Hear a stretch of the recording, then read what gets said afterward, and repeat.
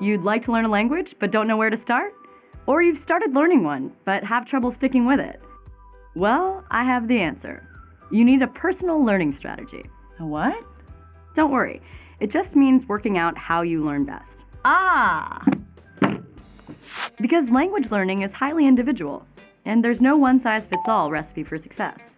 For example, my dad's learning strategy for brushing up his French wine tasting vocabulary will be completely different from my sister's goal to become a Russian-speaking diplomat.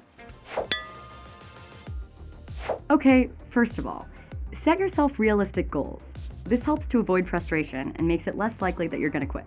It's great to have a big goal, but if you break it down into smaller, achievable steps, you'll get a sense that you're making progress. Managing your expectations is essential.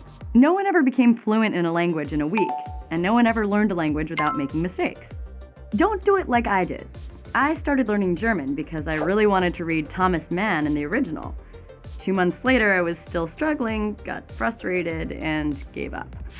If I'd started with children's books, I'd have continued learning and eventually would have been able to read German novels. Ask yourself, what do I want to achieve? And how much time do I have in a day or week for language learning? If you know you only have 5 minutes a day, that's fine. Just adapt your expectations.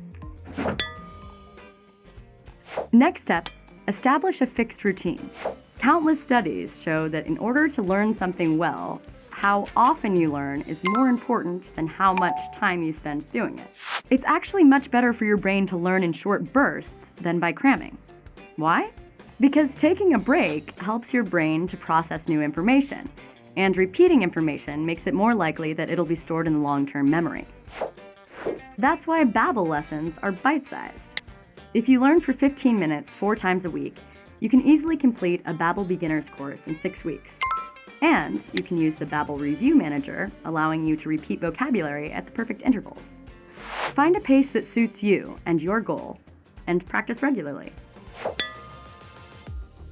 So, you've set your goal, you've got realistic expectations, and you've worked out how much time you have for language learning.